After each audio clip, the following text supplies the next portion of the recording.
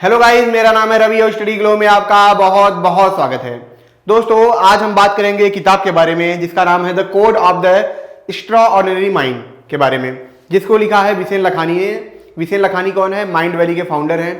Mind valley क्या है आगे हम समझेंगे, लेकिन सबसे पहले जानते हैं ये किताब किस चीज के बारे में है। जैसा आप देख रहे हैं, न्यूयॉर्क टाइम बेस्ट सेलर भी ये रह चुकी है। लेकिन ये किताब बताती क्या है? ये किताब बताती है दोस्तों सीमाओं को तोड़ना। ये किताब बताती है कि कैसे आप एक नॉर्मल इंसान होके, या हो सकता है आप एक डम इंसान हो, इसके बावजूद भी आप क्या कर सकते हैं कि जीनियस इंसान बन सकते हैं। ये कहानी जिन्होंने लिखी है वो खुद एक डम इंसान थे, लेकिन आज वह माइंड वैली को चलाते हैं। माइंड वैली एक ऐसी संस्था है जो क्या करती है कि इंसानों को काफ़ी इंप्रूव्ड करती है। विसेन लखानी खुद कहते हैं कि हम क्या करते हैं कि इंसान को हम सुपरमैन बनाते हैं, मतलब उनकी जो इंटरनल पावर होती है, जो उनकी कॉन्शियस पावर होती है, उसको ये बढ़ाते हैं। इसीलिए इनके प्लेटफॉर्म पे आप देखेंगे वर्ल्ड के जो बेस्ट टीचर होते हैं, mind trainer, health trainer, reverse ageing, इन सब के जो टॉप लीडर्स हैं वो आके यहाँ पे बताते हैं। तो हम सबसे पहले देख लेते हैं विसेन लखानी को कौन है। आप देख के साउड होंगे, ये है विसेन लखानी। इनका आपने ऐड बहुत सारा देखा होगा। बेंड रियलिटी का टी शर्ट इन्होंने पहना है। ये बेंड रियलिटी कराते हैं, इसको समझेंगे कैसे स्टीव जॉब्स जो थे वो कैसे रियलिटी को बेंड करते थे। तो विसेन लखानी इन्होंने किताब लिखी है, और ये किताब जैसे शुरू होती है इसके बारे में ये बात करते हैं।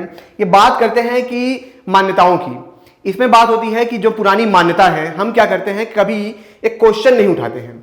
जैसा कि एलॉन मस्क कहते हैं, मतलब पहले चैप्टर में जो होता है, एलॉन मस्क कहते हैं कि होता क्या है कि एक नॉर्मल इंसान भी जीनियस बन सकता है, लेकिन वो नहीं, उसको नहीं पता है। अगर वो हार्ड वर्क करे, लगातार खुद को इंप्रूव करे और अपनी कॉलिंग को सुने, जो अंदर की आवाज है वो सुनता रहे, तो वो नॉर्मल इंसान भी क्या कर सकता है, जीनियस हो सकता है। वहीं पे वो बोलते हैं कि हमको हमेशा नया सोचना चाहिए, हमको हमेशा वो सोचना चाहिए, हमेशा जो समाज में लोग नहीं पूछते हैं, क्वेश्चनिंग करना चाहिए। इसी में बात होती है थिंक द डिफरेंट की, मतलब हमेशा अलग सोचना चाहिए, ट्राई करना चाहिए, अपने बाउंड्री से बाहर जाके ट्राई करना चाहिए। जैसे एप्पल है, वो हमेशा किसकी बात करता है? थिंकिंग ए डिफरेंट, मतलब हमेशा अलग सोचने की बात करता है। लेकिन कुछ लोग होते हैं, हम में से, आप जैसे लोग, कुछ ऐसे लोग होते हैं जो डिसीजन लेते हैं, उनको लगता है कि वो डिसीजन जो ले रहे हैं वो डिसीजन उनका है, पर ऐसा नहीं है। वो डिसीजन उनकी सोसाइटी का होता है। बचपन से जैसे जैसे वो बड़े होते हैं, उसी माहौल में बड़े होते हैं, जब बड़े होकर डिसीजन लेना चाहते हैं तो डिसीजन किसका होता है? वो उन लोगों का होता है, वो आपका नहीं होता है। लेकिन सबकॉन्शियसली कहीं ना कहीं आप उनके डिसीजन लेते हैं।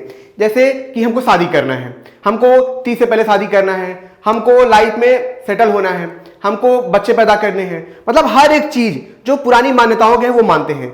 यही पे विसेन लखानी बोलते हैं कि जरूरी नहीं है कि हर चीज आप फॉलो करें, जरूरी नहीं है कि हर चीज आपके हिसाब से हो सकता है कि आपके लाइफ की विजन कुछ और हो सकता है कि इंटरनल कॉलिंग कुछ और हो। तो आप क्या करिए, वो करिए जो आपकी इंटरनल कॉलिंग कहती है। आप लगातार जो समाज की मान्यता है उस पर क्वेश्चन करिए, रीजनल बनिए, लॉजिकल बनिए, और क्वेश्चनिंग करते हुए जब तक आप क्लियरिफाई ना हो जाए तब तक आप उस चीज को न मानिए। जैसे कि मैं आपको चीज समझाता हूं, कभी कभी आप आश्रम में जाते हैं, कुछ गुरु होते हैं, कुछ अच्छे गुरु भी होते हैं, कुछ बुरे गुरु भी होते हैं, मतलब फेक गुरु होते हैं। अब क्या होता है कि कुछ गुरु तुमको आपको बोलेंगे आपको डाउट नहीं करना है, आपको क्वेश्चन नहीं करना है, आपको कुछ नहीं करना है। अब यहाँ पे होता यह है कि इंसान क्या करता है, ना क्वेश्चन करेगा ना डाउट करेगा, गुरु गलत भी करेगा, लेकिन उसने पहले से ही कंडीशन रख दी है।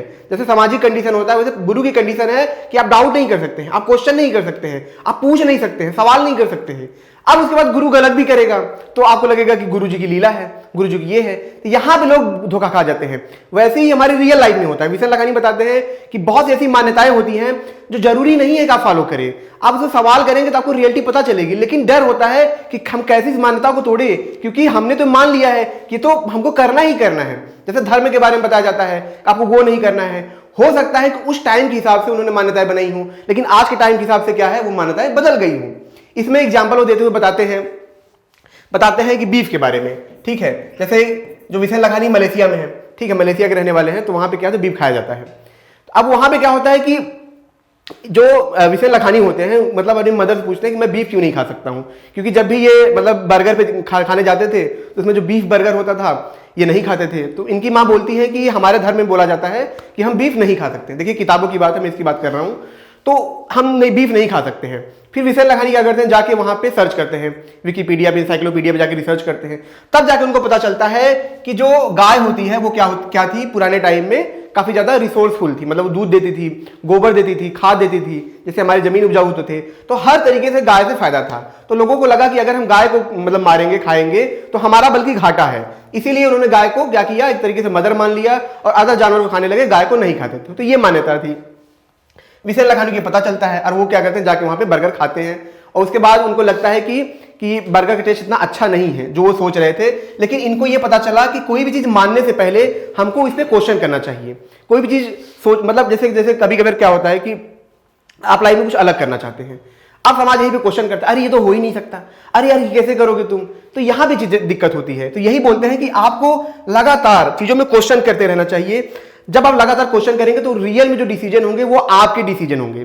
फिर यहां भी ये बात करते हैं, ठीक है दोस्तों, कि एक वर्ल्ड की बात करते हैं, कि अवेकनिंग की बात करते हैं। ये बात करते हैं कि कैसे आप एक अपनी नई दुनिया बना सकते हो। इनका कहना है कि जैसे कि कमरा होता है, कमरे के अंदर 7-8 लोग ठसाठस हैं, भरे हुए हैं, उसमें आप रहते हैं, अब दिन रात आप रहते हैं। तो होता क्या है कि आपका जो ड्रीम होगा, ये जो आपकी दुनिया होगी, उनकी दुनिया के हिसाब से होगी। मतलब अगर उस कमरे में 10 लोग हैं, 20 लोग हैं, वो हमेशा नेगेटिव बातें करते हैं, हमेशा ऐसी बातें करते हैं, यार मुझे 20,000 कमाना है, मुझे 30,000 कमाना है, मुझे 40,000 कमाना है, मुझे 1 करोड़ कमाना है, तो आपका जो माइंड लेवल होगा वही होगा। अब माइंड लेवल की बात करते हैं, कि जो बात हो रही है यहाँ पे वर्ल्ड की बात हो रही है, कि जो हो रही है कि अपने माइंड की बात, अलग दुनिया की बात। यहां भी ये बोलते हैं कि एक दुनिया आपकी बाहरी दुनिया होती है, वो दुनिया क्या होती है, आपके अंदर रिफ्लेक्ट होती है, जहां पे क्या होता है कि आपने एक अलग अलग रूम्स बना के मतलब रूम्स बना लिया अपने दिमाग के अंदर। अब क्या होता है, जैसे कि सैलरी की बात हुई, आपकी सैलरी भी उनके हिसाब से डिसाइड है, आपके ड्रीम्स उनके हिसाब से डिसाइड है, आपकी रूटीन उनके हिसाब से डिसाइड है, क्योंकि वैसा माहौल है। तो ये बोलते हैं कि अगर कोई इंसान डम है, कोई बेवकूफ है, बहुत ज्यादा मतलब वैसा नहीं है जैसा वो चाहता है, ठीक है, तो ये बोलते हैं कि आप अपनी अलग दुनिया बनाइए।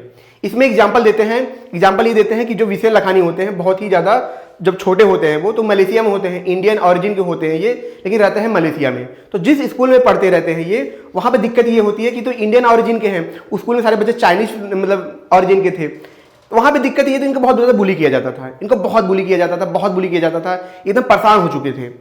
इनको ये हमेशा चश्मा लगा के अपनी आंखों में मतलब चलते थे, क्योंकि इनको आई प्रॉब्लम थी। अब क्या था, धीरे धीरे बड़े होने लगे, अब इनको अंदर डर बैठता गया, क्योंकि बचपन से इनको बुली किया जाने लगा था, इनको लगा कि मैं तो बेकार हूं, मैं तो डम हूं। अब क्या होता है, धीरे धीरे ये यूनिवर्सिटी में जाते हैं, वहां पे पढ़ाई करने लगते हैं।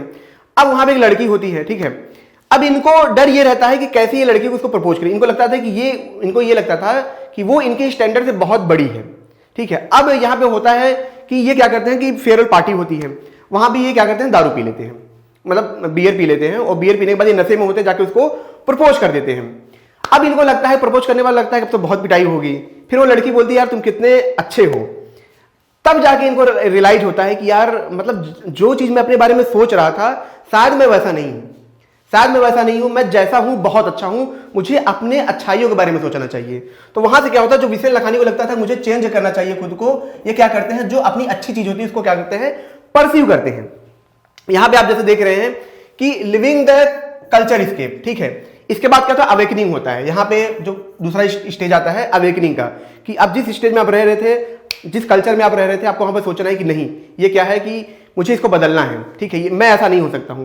फिर यहाँ पे बात आती है कि अपनी दुनिया को चूज करने का, ठीक है। हर इंसान किसी न किसी कैरेक्टर से प्रभावित होता है। जैसे मूवी में कोई कैरेक्टर होता है, वैसे ही क्या करना है, आपको कैरेक्टर चूज करना है कि मेरा कैरेक्टर कैसा होना चाहिए, आप कैसा बनना चाहते हैं, ठीक है। मतलब अभी जैसी भी सिचुएशन है आपकी, वैसे ही रहने दीजिए। मान लीजिए आपके नंबर कम आते हैं, मान लीजिए आपको क्लास में बहुत वीक है, या फिर आपको कुछ बनना, मान लीजिए कि आप कुछ ऐसा चीज देखते हैं जैसे डिस्कवरी देखते हैं, उसमें आपको एलॉन मस्क की तरह बनना है, कुछ भी बनना है। लेकिन अभी करंट सिचुएशन आपकी कैसी है, आप डम हैं, बहुत स्मार्ट नहीं है, बहुत कुछ नहीं है। लेकिन ये बात करते हैं अवेकनिंग की, आप सोचिए कि आप क्या चाहते हैं, ठीक है। फिर ये बोलते हैं रिकॉर्ड योरसेल्फ, ठीक है, मतलब आप अपनी दुनिया बनाइए, अपनी दुनिया मतलब अब आप रीथिंक करिए फिर से कि आप क्या चाहते हैं, आप कैसा होना चाहते हैं, क्या आपको पसंद है। फिर बोलते हैं अपनी दुनिया के बारे में, अपनी नई दुनिया बनाइए, वो दुनिया ऐसी हो जिसमें इम्पॉसिबल जैसी कोई चीज ना हो, जिसमें आप हर चीज कर सकते हैं, वो दुनिया ऐसी हो। उस दुनिया पे आप पूरा भरोसा करिए, उस पर आप पूरी तरीके से भरोसा करिए, ठीक है। उसके बाद क्या होता है, जब आपको भरोसा हो जाए कि मैंने एक दुनिया बना ली, जैसे कि आपने चूज किया कि मुझे एक आईएएस बनना है, मुझे एक्स्ट्राऑर्डिनरी आईएएस बनना है, मुझे बेहतर काम करना है, लेकिन आपकी सिचुएशन इस समय कुछ भी हो, लेकिन आपको उस आइडिया पे बिलीव करना है, उस चीज पे बिलीव करना है। आपने एक बार अपनी दुनिया बना ली, ठीक है, अब वो दुनिया आप चेंज भी कर सकते हैं। आपने दुनिया बना ली अपनी माइंड में, अब क्या करना है, उस पर लगातार काम करना है, उसको लगातार एक्सप्लोर करना है। The world you can change, ठीक है, अपने दुनिया को लगातार आप चेंज करिए, उसको एक्सप्लोर करिए, ठीक है, इसमें यह बात होती है। फिर यहां पे बात होती है दोस्तों की मतलब अपनी दुनिया को एक्सप्लोर करिए। उसके बाद ये बात होती है, यहाँ पे कुछ विशल खानी और भी बात करते हैं। यहाँ पे कहते हैं कि जब आपने दुनिया बना ली तो कुछ चीजें आपको करनी है अपनी लाइफ में।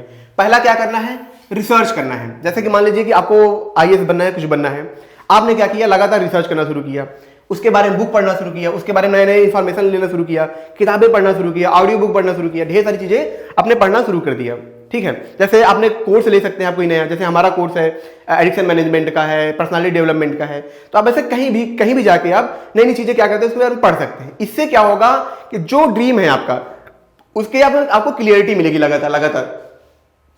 दूसरी चीजें क्या बोलते हैं, रिफ्रेश के बारे में बोलते हैं। रिफ्रेश का मतलब क्या है, रिफ्रेश का मतलब यही कि आप डेली बाय डेली आप खुद को इंप्रूव करते रहिए।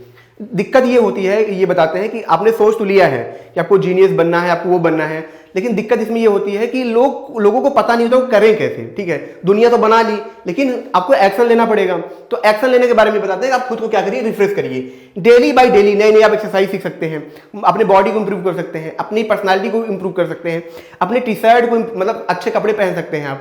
आप सोच के हैरान होंगे कि अगर आपका कॉन्फिडेंस लेवल काफी लो है, ठीक है, आप सिर्फ क्या करिए, कपड़े अच्छे पहन लीजिए, नहा के अच्छे कपड़े पहन लीजिए, एक वॉच लगा लीजिए, मतलब साफ सुथरे हो जाइए, आपका कॉन्फिडेंस लेवल ऑटोमेटिक बढ़ जाएगा।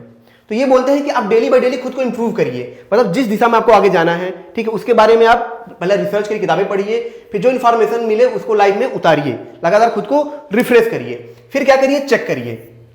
चेक का ये बोलते हैं कि आपने, ठीक है, आपने रिसर्च किया, एक्शन लिया, लेकिन फिर देखिए क्या ये आपके काम आ रहा है, क्या ये आपके उस वर्ल्ड के पास लेके जा रहा है जिस वर्ल्ड में आप जाना चाहते हैं, जिस वर्ल्ड में आप ये चीजें करना चाहते हैं, ये बोलते हैं।